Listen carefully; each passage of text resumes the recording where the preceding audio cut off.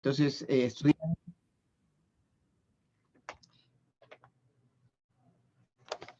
vamos a continuar con nuestros estudios que hemos estado viendo de estar ocupados en nuestra salvación con temor y temblor.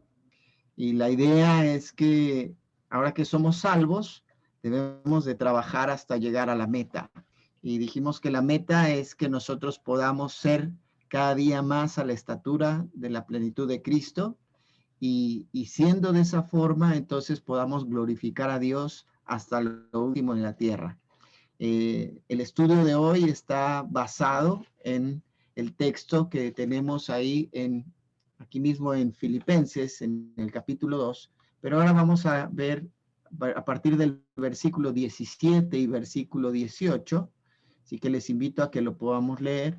Dice así el texto: y aunque sea derramado en libación sobre el sacrificio y servicio de vuestra fe, me gozo y regocijo con todos vosotros, y asimismo gozaos y regocijaos también vosotros conmigo. Vamos a orar.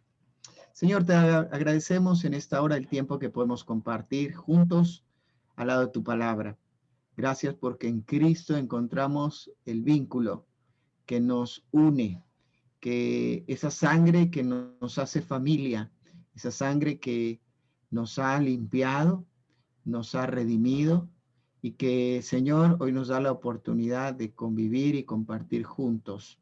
Gracias por tu palabra, porque es ella la que edifica nuestras vidas, es ella la que nos muestra el camino, nos da la seguridad para seguir avanzando.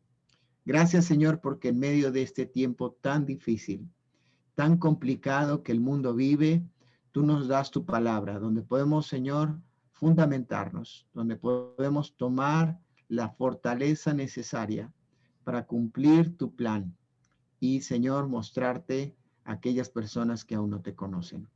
Toma, Señor, este tiempo para ser tú glorificado y habla a nuestros corazones para que podamos gozarnos en ti, solamente en ti y en lo que tú quieres también hacer en nuestras vidas. Te agradecemos esto en el precioso nombre de Cristo Jesús. Amén. Muy bien, el propósito que tiene el apóstol Pablo a través de este pasaje es que él nos va a exhortar, ¿sí? Nos va a exhortar, o específicamente a la iglesia en Filipos, a ofrecerse en su servicio y sacrificio al Señor, lo cual trae gozo como resultado, ¿sí? Y de la misma manera, pues traerá, lo podemos aplicar nosotros a nuestra vida. Aquí Pablo está exhortando, ¿verdad?, a los hermanos, a la iglesia en Filipos, a ofrecerse en sacrificio, en servicio al Señor, lo cual trae gozo como resultado. Hay 3 puntos que veremos en esta hora, y en primer lugar estaremos hablando del fundamento del gozo. En segundo lugar estaremos hablando de los tiempos del gozo, y en tercer lugar cerraremos con el motivo del gozo. Vamos entonces a ver, en primer lugar, el fundamento del gozo. Y dice el apóstol Pablo, dice, y aunque sea derramado en libación. Vamos a detenernos en la palabra derramado. Aquí es una palabra griega, que es la palabra espendomai, y significa algo que ha sido ofrecido en sacrificio.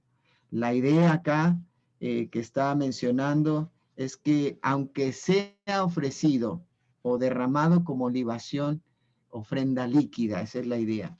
Entonces dice, aunque yo sea ofrecido, recordemos que el pueblo de Israel en el Antiguo Testamento ofrecía, ahí específicamente en el libro de Levítico y en el libro de Deuteronomio, encontramos todas las instrucciones en relación a cómo ellos debían de presentar sus sacrificios a Dios, sus ofrendas al Señor.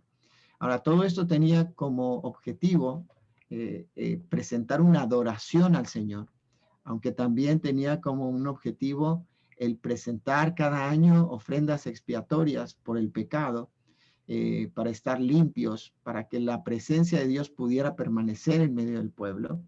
Pero vemos aquí que aquí el apóstol Pablo está diciendo, aunque yo sea presentado como un sacrificio, aunque a mí me tomen, tal vez esa es la idea que toma en relación a la vida de Isaac, ¿recuerdan? que fue tomado por parte de Abraham, porque Dios le había indicado que tomara a su hijo, su único hijo, y lo ofreciera en sacrificio. Dice el apóstol Pablo, aunque yo también sea ofrecido, ¿sí?, como una ofrenda, como un sacrificio, pero con el contexto no de redención, sino con el contexto de adoración. Dice, aunque yo sea ofrecido, derramado en libación como ofrenda líquida. Ahora aquí, más adelante, el apóstol Pablo, en la segunda carta de Timoteo, en el capítulo 4 y versículo 6, nos explica, ¿no? Algo, nos muestra que él estaba ya siendo prácticamente sacrificado, dice así el texto, porque yo ya estoy para ser sacrificado y el tiempo de mi partida está cercana.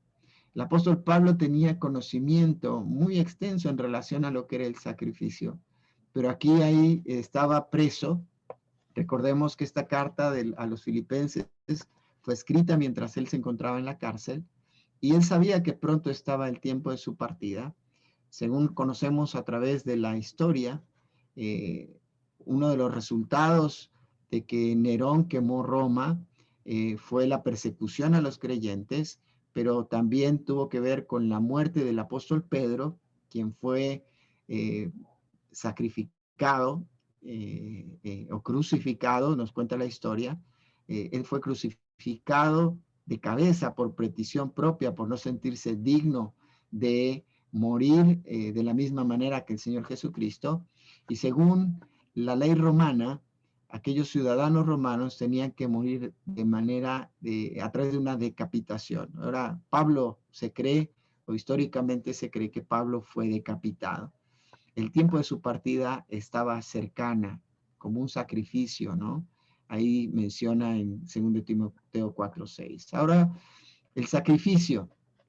La palabra que utiliza aquí Pablo para describir el sacrificio es la palabra zusia. Y este es un sacrificio, una ofrenda, implica la acción de ofrendar. La idea es un sacrificio voluntario. O sea, Pablo está diciendo que él se sacrifica, él se ofrece de manera voluntaria. Recordemos, mencionábamos que había sacrificios que eran expiatorios y eso era una obligación para el pueblo de Israel, pero también existían los sacrificios voluntarios.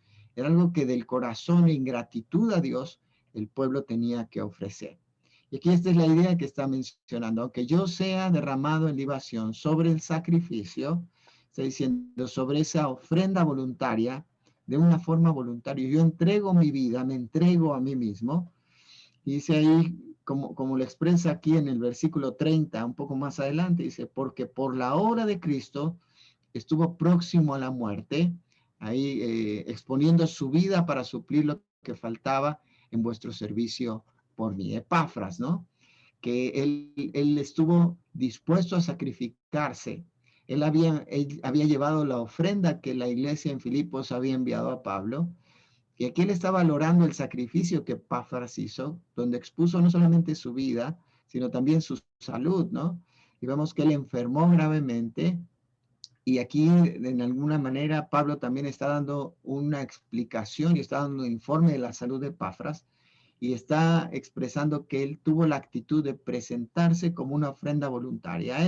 Él se ofreció a llevar la ofrenda desde Filipos hasta Roma y conocemos la historia de Epafras, ¿no? Que él buscó en Roma a Pablo hasta encontrarlo.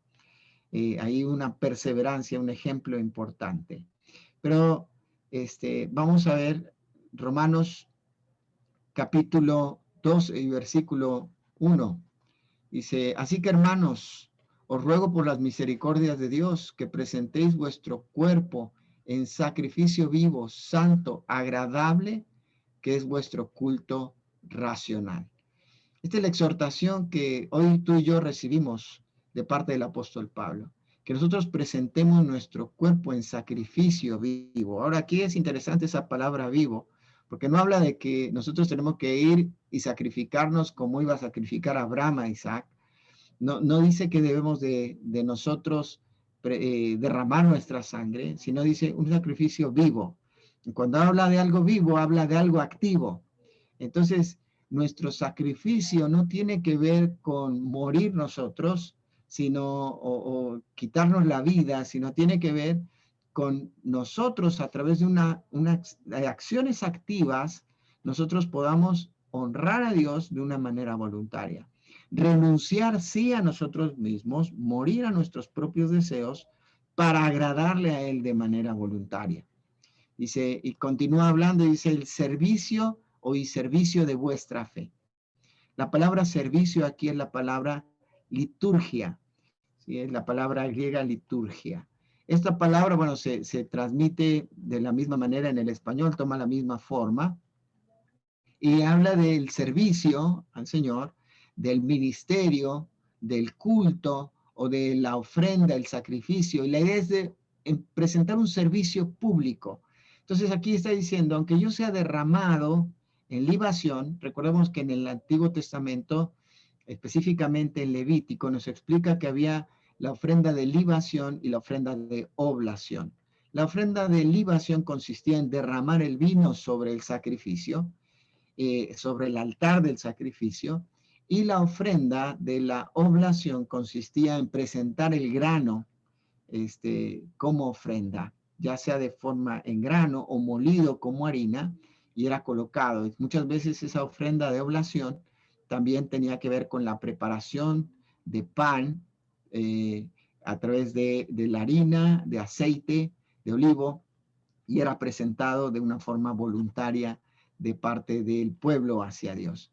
Ahora aquí está diciendo que está hablando del sacrificio, de ser derramado como ese vino que era derramado, colocado, la idea es que no presenta una oposición, sino que se entrega, se deja caer en los brazos de Dios, esa es la idea, en sacrificio, ¿sí? Como algo voluntario, dice, y en servicio, como un servicio público hacia Dios.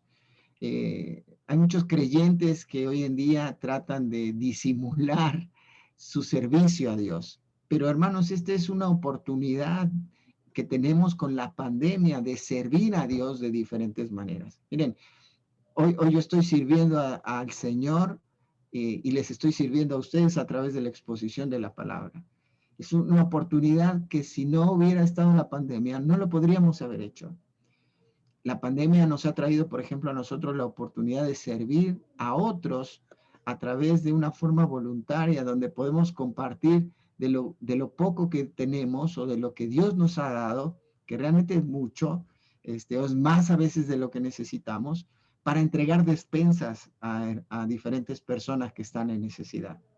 Nos ha dado la oportunidad para poder hacer llegar medicamentos a personas que están pasando por situaciones difíciles o complicadas.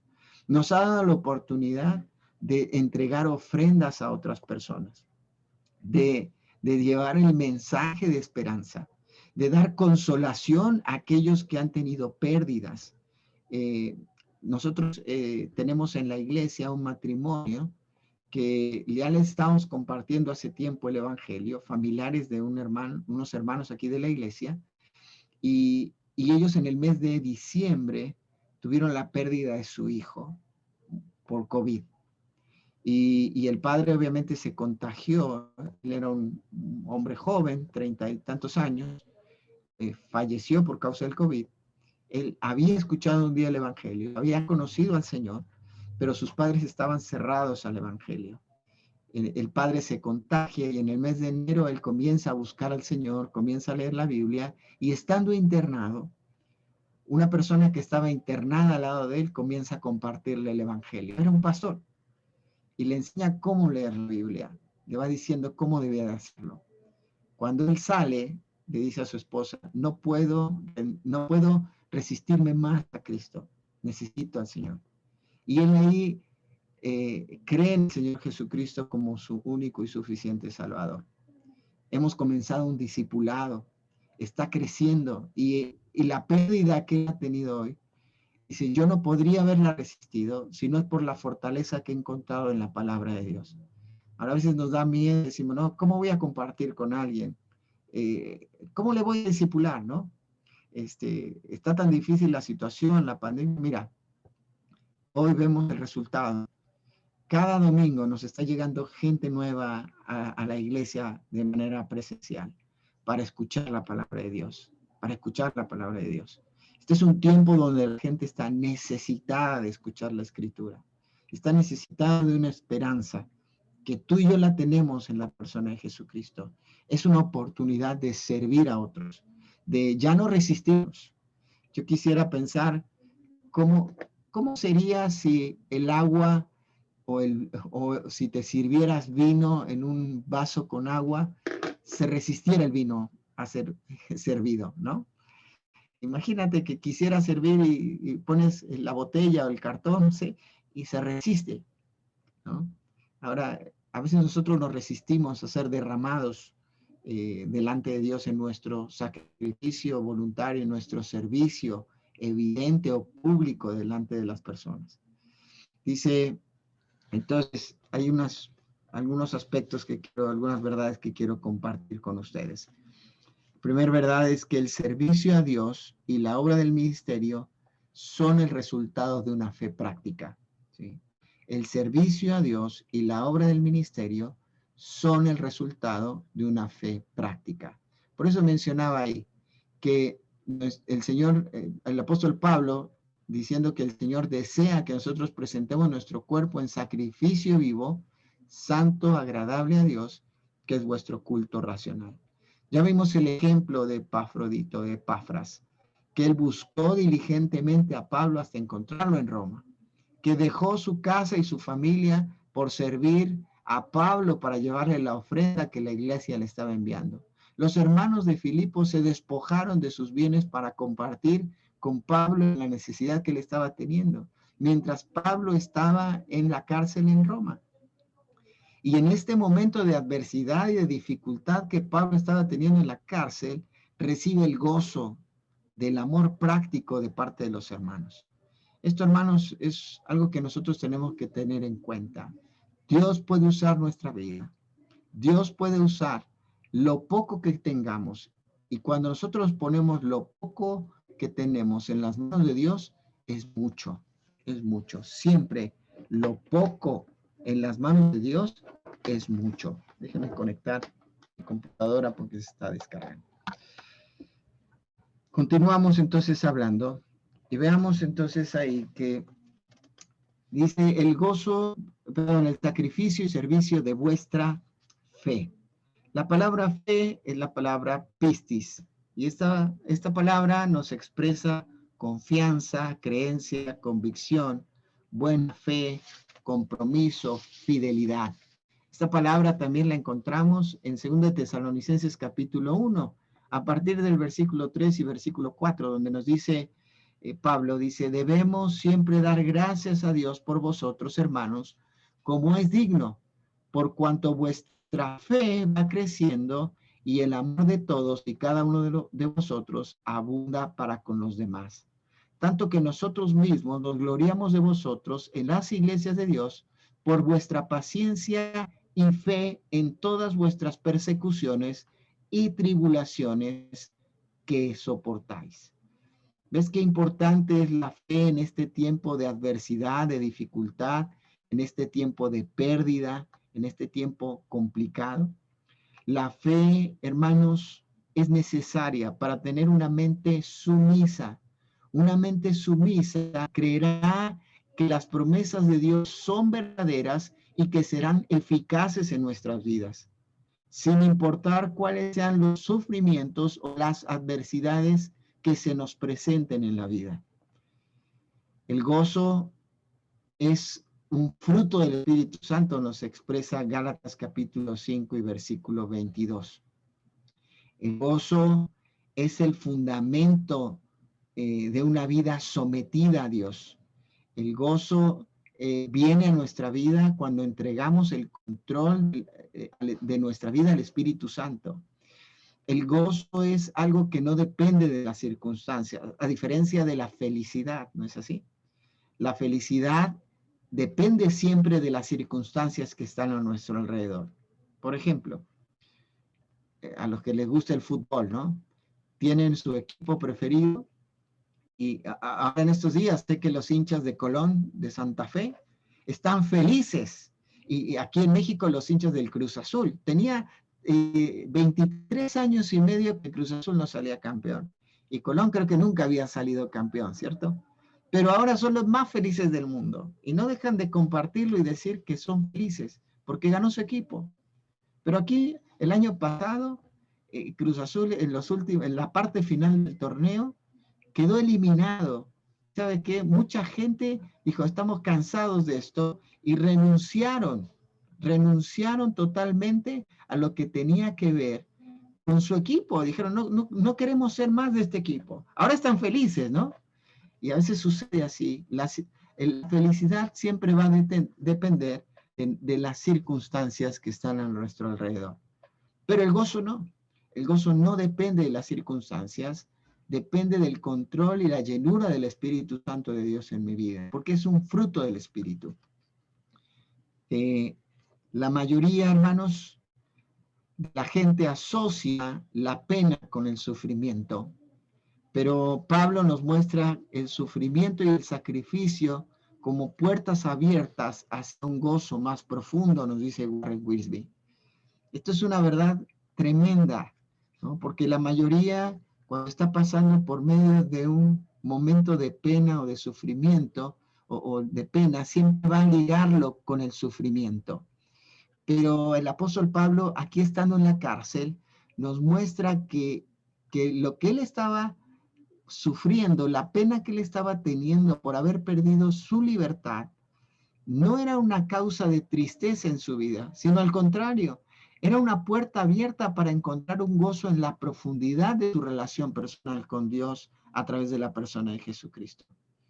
Yo sé que hay varios que tal vez han tenido pérdidas en este tiempo en su familia, pero obviamente el dolor, la ausencia de la pérdida de la compañía está y tendrá que sanar. El Señor ha prometido sanar al quebrantado de corazón, al que tiene el corazón hecho pedazos. Él tiene la promesa de que Él va a vendar el corazón herido. La idea es que hace una compresa para que no esté sufriendo más. Es la promesa, es el duelo que cada una de las personas tendrá que pasar por la ausencia física o la pérdida física de un ser querido. Pero es la oportunidad también y la puerta abierta para experimentar un gozo que va más allá de nuestro propio entendimiento. Un gozo que surge en medio del dolor. Ahora, qué tremendo decirlo así, ¿no? Y pensarlo de esa manera. ¿Cómo puede haber un gozo en medio del sufrimiento? Es lo que está expresando aquí el apóstol Pablo. Es lo que nos está diciendo. Él estaba, recuerden, preso, había sido castigado. Y si damos la lista de todo lo que el apóstol Pablo había sufrido, realmente nosotros no podemos compararnos con lo que él ha pasado.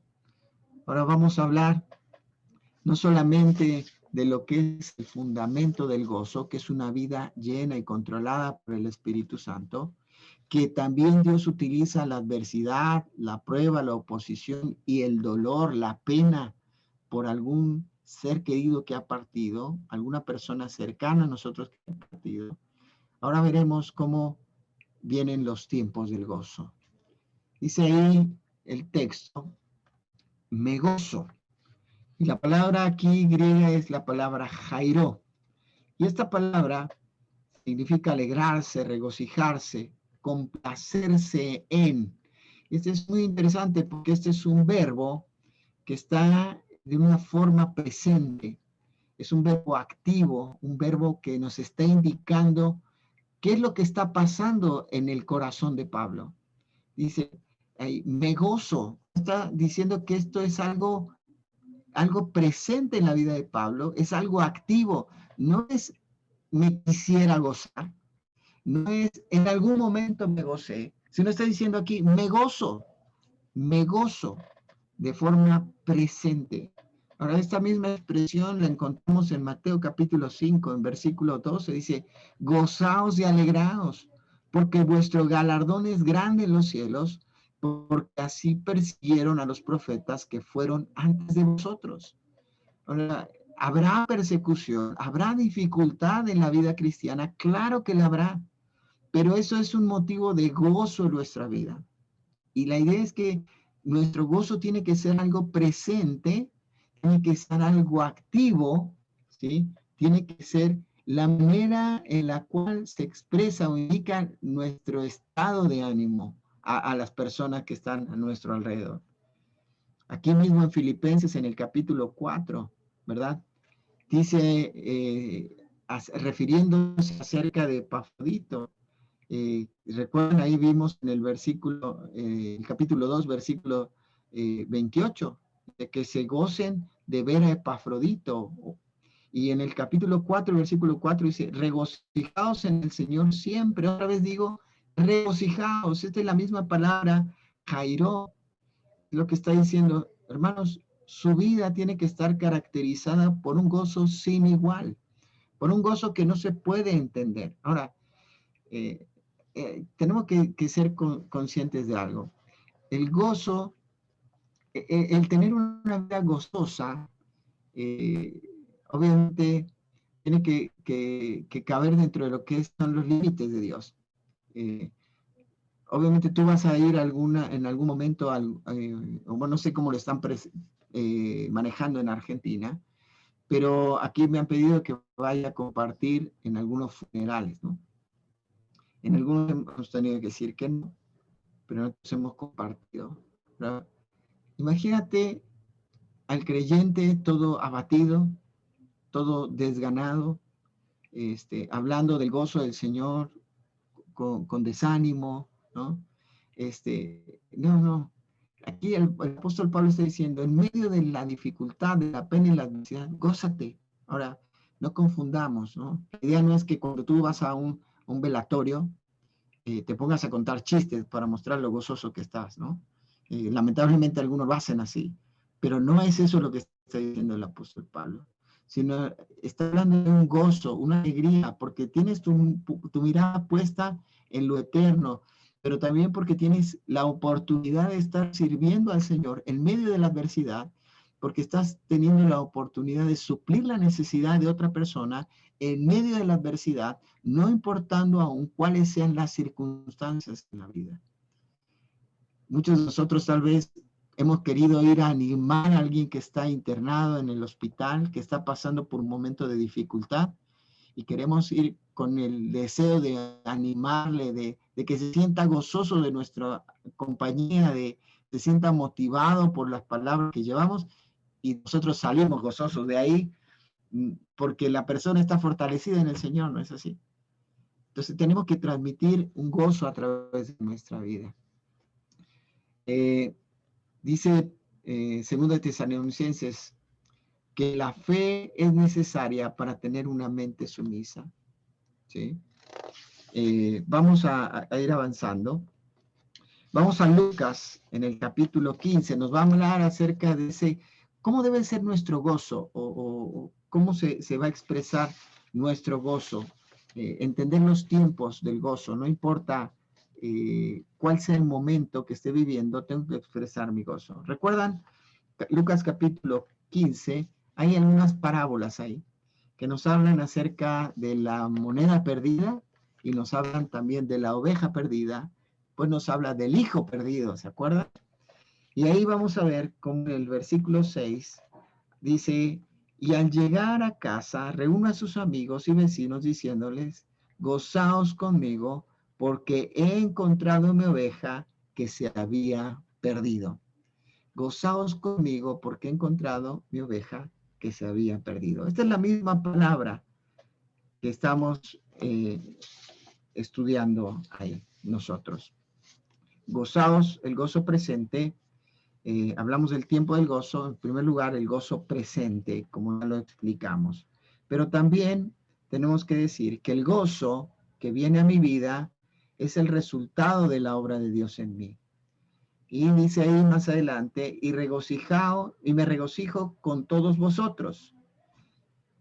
Aquí se agrega en el griego una palabra que es la palabra sujairo, y significa alegrarse mutuamente, felicitar, y también este es un verbo presente, también es un verbo activo, pero es un verbo indicativo.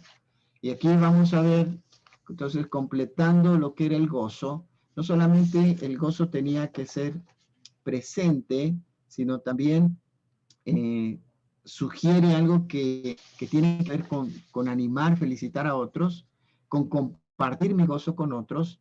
Mismo también en Lucas capítulo 15, en el versículo 9, dice, y cuando la encuentra, reúne a sus amigas y vecinas diciendo, gozaos conmigo porque he encontrado la dracma que había perdido. Vemos también cómo eso es comparado como cuando un pecador es encontrado, es hallado por Cristo. Y ese gozo se comparte. El apóstol Pablo también en 1 Corintios capítulo 12 y versículo 26 nos expresa su gozo. Dice, de manera que si un miembro padece, todos los miembros se duelen con él. Y si un miembro recibe honra, todos los miembros con él se gozan. Entonces, hermanos, esta es una oportunidad presente de compartir nuestro gozo con otros. No solamente recibir el gozo, sino compartirlo con otros. Obviamente, en el tiempo de pérdida, nos dolemos con quien está dolido, pero también nos gozamos con quien se goza. Este es el gozo que yo comparto con los demás. Es ese tipo de gozo que puedo compartir con otros. Continúa el texto y dice, y así mismo, o sea, la idea es, y al igual que yo, también ustedes, gozaos y regocijaos. Aquí nuevamente está utilizando un verbo en tiempo presente de un modo activo, pero también de alguna manera de una forma imperativa. Esto no es una sugerencia, es una orden que está diciendo Pablo. Hermanos, ustedes gócense y regocíjense conmigo. Porque si yo, a través del control del Espíritu Santo de Dios en mi vida, puedo gozarme y regocijarme, en todo lo que estoy sufriendo, ustedes también lo pueden hacer. No es una invitación, es un mandamiento que está dejándonos aquí el apóstol Pablo. Dice, también vosotros conmigo. Ahí mismo también el apóstol Pablo en 1 Corintios capítulo 15, versículo 58 nos exhorta, sabiendo que la venida del Señor está pronto. Dice, así que hermanos míos, amados, estad firmes y constantes, creciendo en la obra del Señor siempre, sabiendo que vuestro trabajo en el Señor no es en vano. Aquí la idea es que podemos gozarnos también. Ahora hablemos del gozo futuro. El gozo no solamente es en el presente, sino también el gozo tiene que ver con el futuro. Vamos a ver, hay un texto en Mateo capítulo 25, versículos 21 y versículo 23. Encontramos ahí la parábola de los talentos. Vemos que el Señor es el dueño y los siervos son los discípulos. Y aquí dice, su Señor le dijo, bien, buen siervo y fiel. Sobre poco has sido fiel, sobre mucho te pondré, entra en el gozo de tu Señor. Hoy tú y yo tenemos la oportunidad de estar gozosos en medio de la prueba, la tribulación, a través del servicio a otros, a través de hallar a otros que están perdidos, pero también habrá un gozo futuro y es cuando nosotros lleguemos a la presencia de nuestro Dios. Qué hermoso es pensar en ese momento, ¿no es así? Cuando el Señor decida llevarnos, ya sea a través de la muerte física o ya sea a través del rapto, llevarnos a su presencia y entonces seamos recibidos por Él y Él nos diga, bien, buen Juan José, siervo y fiel. Bien, buena Perla, sierva y fiel. Bien, Perlita, sierva y fiel. Bien, Liz, sierva y fiel. Bien, Marce, siervo fiel. Y cada uno de nosotros seamos hallados como siervos fieles. Ese es un gozo que habrá en la eternidad. Entonces, el tiempo del gozo es presente, pero el tiempo del gozo también es futuro. Así que trabajemos con gozo, sabiendo que en el futuro también nos gozaremos por haber sido fieles en el trabajo que el Señor nos encomendó. Y en tercer lugar, hablaremos del motivo del gozo. Dice, hay una frase que encontramos a veces en las películas o en algunas frases motivacionales, ¿no? Que dice así, sin sacrificio no hay gloria, o no hay gloria sin sacrificio, como quieran ustedes, pero muchas veces encontramos esa frase. Ahora, aquí la pregunta que viene a mi mente es, ¿en realidad esto es algo cierto, verdadero, es algo real para el creyente, que no hay gloria sin sacrificio o sin sacrificio no hay gloria. Ahora, desde la perspectiva de la Biblia, solo hay un sacrificio que merece la gloria y ese es el sacrificio de Cristo en la cruz del Calvario.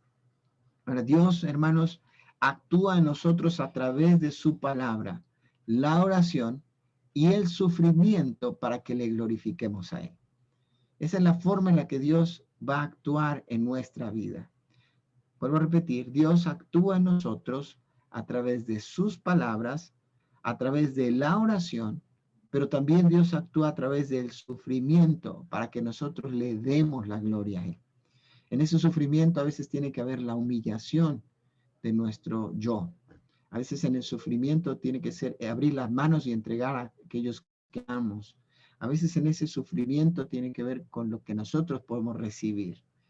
Pero aquí finalmente eso servirá para la gloria de Dios. En el Salmo capítulo 29, versículo 2, el salmista expresa lo siguiente: dad a Jehová la gloria debida a su nombre. Adorad a Jehová en la hermosura de la santidad. ¿Qué expresión tan hermosa nos da aquí el salmista diciendo que tenemos que dar a Jehová la gloria debida a su nombre? Y si yo estoy pasando por un momento difícil, si estoy pasando por un momento de adversidad, tengo que darle la gloria a Dios por lo que Él ha hecho también aún en medio de la adversidad. Pablo en 1 Corintios, en el capítulo 10 y versículo 31 dice: si pues coméis o bebéis, o hacéis otra cosa, hacedlo todo para la gloria de Dios. Ahora, cuando la gloria es de Dios, el gozo es nuestro. Pero cuando yo busco mi propia gloria, ¿sabes qué? Al final de cuentas, no hay gozo. Hermano, cuando nosotros hacemos lo que hacemos, nos gozamos para la gloria de Dios, entonces hay gozo en nuestra vida. Pero cuando hacemos las cosas para nuestra propia gloria, entonces la gloria puede llegar, el gozo, perdón, puede llegar, pero va a ser muy pequeño, va a ser muy limitado, va a ser muy temporal. Cuando nosotros entonces damos la gloria a Dios, el gozo viene a nuestra vida y es nuestro. Ahora, el verdadero motivo del gozo es una vida que glorifica a Dios. Si yo realmente quiero gozarme, tengo que buscar que a través de mi vida Dios sea glorificado. La palabra glorificar, vuelvo a repetir, como lo dijimos hace tiempo atrás, significa proyectar. Es la idea de mostrar a Dios a través de nuestra vida.